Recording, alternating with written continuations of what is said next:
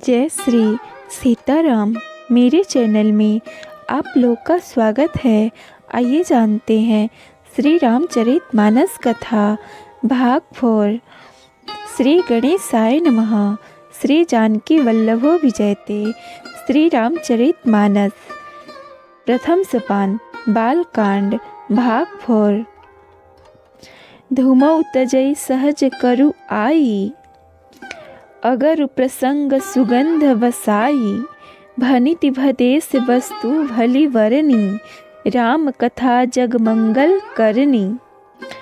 तुलसीदास जी बोल रहे हैं, धुआं भी अगर के संग से सुगंधित होकर अपने स्वाभाविक कड़वेपन को छोड़ देता है। मेरी कविता अवश्य भदी है, परंतु इसमें जगत का कल्याण करने वाली श्री राम कथा रूपी उत्तम वस्तु का वर्णन किया गया है।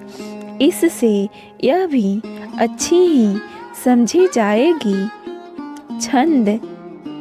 मंगल करनी कलिमल हरणी, तुलसी कथा रघुनाथ की। गतिकुर कविता सरित की ज्यों, सरित पावन पाथ की। प्रभु सुजस संगति भनिति भली, होई सुजन मन भावनी। भव अंग भूति मसान की, सुमिरत सुहावनी पावनी। तुलसीदास जी कहते हैं कि श्री रघुनाथ जी की कथा कल्याण करने वाली और कली युग के पापों को हरने वाली है। मेरी इस भद्दी कविता रूपी नदी की चाल पवित्र जल वाली नदी गंगा की चाल की भांति टेढ़ी है। प्रभु श्री रघुनाथ जी के सुंदर यश के संग से यह कविता सुंदर तथा सज्जनों के मन को भाने वाली हो जाएगी। शमशान की अपवित्र राख भी श्री महादेव जी के अंग के संग से सुहावनी लगती है और स्मरण करते ही पवित्र करने वाली होती है। दोहा। प्रिय लागी अति सबहि मम, भनिति राम जस संग। दारु विचारु की करई, को बंदिया मलय प्रसंग। श्री राम जी के जस के संग से मेरी कविता सभी को अत्यंत प्रिय लगेगी, जैसे मलय पर्वत के संग से काष्ठ मात्र चंदन बनकर बंदनीय हो जाता है। फिर क्या कोई काठ की तुच्छता का विचार करता है। श्याम सुरभि पे विसदति, गुणद करहि सब पान। गिरा ग्राम में सिय राम जस, गावहि सुनहि सुजान। श्यामा गौ काली होने पर भी उसका दूध उज्ज्वल और बहुत गुणकारी होता है, यही समझकर सब लोग उसे पीते हैं। इसी तरह गंवारू भाषा में होने पर भी श्री सीताराम जी के जस को बुद्धिमान लोग बड़े चाव से गाते और सुनते हैं। मणिमाणिक मुकुता छवि जैसी, अहि गिरिगज सिर सोहन तैसी। नृप किरीट तरुणी तनु पाई, लहै सकल शोभा अधिकाई। मणि माणिक और मोती की जैसे सुंदर छवि है, वह सांप पर्वत और हाथी के मस्तक पर वैसी शोभा नहीं पाती। राजा के मुकुट और नवयुवती स्त्री के शरीर को पाकर ही ये सब अधिक शोभा को प्राप्त होते हैं। तैसे ही सुकवि कवित बुध कहई, उपजहि अनत अनत छवि लहई। भगति हेतु विधि भवन बिहाई, सुमिरत सारद आवती धाई।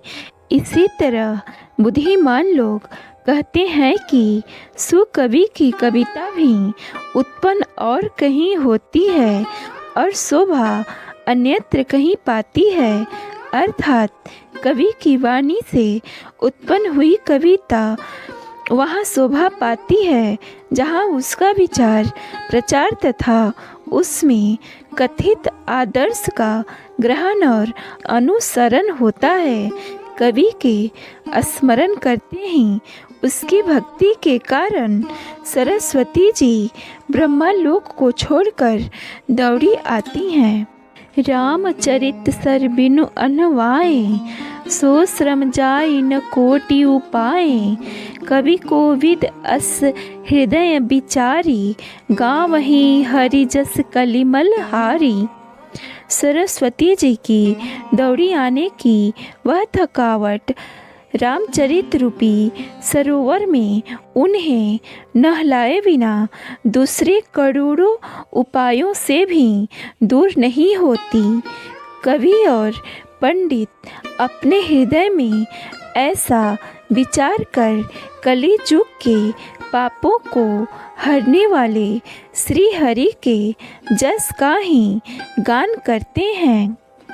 किन्हे प्रकृत जन गुण गाना, सिर धुन गिरा लगत पछिताना। हृदय सिंधु मति सीप समाना, स्वाति शारदा कहीं सुजाना। संसारी मनुष्यों का गुणगान करने से सरस्वती जी सिर धुन कर पछताने लगती हैं कि मैं क्यों इसके बुलाने पर आई। बुद्धिमान लोग हृदय को समुद्र, बुद्धि को सीप और सरस्वती जी को स्वाति नक्षत्र के समान कहते हैं। जौ बरसई बरबारी विचारू, हो ही कवित मुक्तामणि चारू। इसमें यदि श्रेष्ठ विचार रूपी जल बरसता है तो मुक्तामणि के समान सुंदर कविता होती है। दोहा जुगुति बेधी पुनि पोही अहीं, रामचरित बर ताग।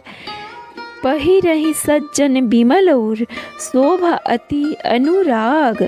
उन कविता रूपी मुक्तामणियों को जुक्ति से वेद कर फिर रामचरित्र रूपी सुंदर तागे में पिरोकर सज्जन लोग अपने निर्मल हृदय में धारण करते हैं, जिससे अत्यंत अनुराग रूपी शोभा होती है। वे आत्यंतिक प्रेम को प्राप्त होते हैं। जे जन्मे कलिकाल कराला, कर तब वायस वे समराला। चलत कुपंथ वेद मग छाड़े, कपट कलेवर कलिमल भाड़े। जो कराल कले युग में जन्मे हैं, जिनकी करनी कौवे के समान है और वेश हंस का सा है, जो वेद मार्ग को छोड़कर कुमार्ग पर चलते हैं, जो कपट की मूर्ति और कली युग के पापों के भाड़े हैं। बंचक भगत कहाई राम के, किंकर कंचन कोह काम के। तिन्ह मह प्रथम रेख जग मोरी, धींग धर्म ध्वज धंधक धोरी। जो श्री राम जी के भक्त कहलाकर लोगों को ठगते हैं, जो धन, लोभ, क्रोध और काम के गुलाम हैं और जो धींगा धींगी करने वाले धर्मध्वजी, धर्म की झूठी ध्वजा फहराने वाले दंभी और कपट के धंधों का बोझ ढोने वाले हैं। संसार के ऐसे लोगों में सबसे पहले मेरी गिनती है। जाऊँ अपने अवगुण सब कहूँ, बाढ़ई कथा पार नहीं लहाऊँ। ताते मैं अति अल्प बखाने, थोर महु जानी हहीं सयाने। यदि मैं अपने सब अवगुणों को कहने लगूँ तो कथा बहुत बढ़ जाएगी और मैं पार नहीं पाऊँगा। इससे मैंने बहुत कम अवगुणों का वर्णन किया है। बुद्धिमान लोग थोड़े में ही समझ लेंगे। समुझ विविधि विधि बीनति मोरी, को न कथा सुनि दे यही खोरी। ए तेहु पर करी हैं जे असंका, मोहिते अधिकते जड़मति रंका। मेरी अनेकों प्रकार की विनती को समझकर कोई भी इस कथा को सुनकर दोष नहीं देगा। इतने पर भी जो शंका करेंगे वे तो मुझसे भी अधिक मूर्ख और बुद्धि के कंगाल हैं। कभी न होऊँ नहीं चतुर कहावऊँ, मति अनुरूप राम गुण गावऊँ। कह रघुपति के चरित अपारा, कह मति मोर निरत संसारा। मैं न तो कवि हूँ न चतुर कहलाता हूँ, अपनी बुद्धि के अनुसार श्री राम जी के गुण गाता हूँ। कहाँ तो श्री रघुनाथ जी के अपार चरित्र, कहाँ संसार में आसक्त मेरी बुद्धि। जेहि मारुत गिरि मेर उड़ाही, कहाँ उत्तुल केहि लेखे माही। समुझत अमित राम प्रभुताई, करत कथा मन अति कदराई। जिस हवा से सुमेरु जैसे पहाड़ उड़ जाते हैं, कहिए तो उसके सामने रुई किस गिनती में है।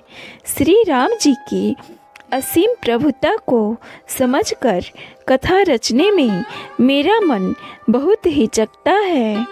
दोहा। सारद शेष महेश विधि, आगम निगम पुराण। नेति नेति कहि जासु गुण, करहि निरंतर गान।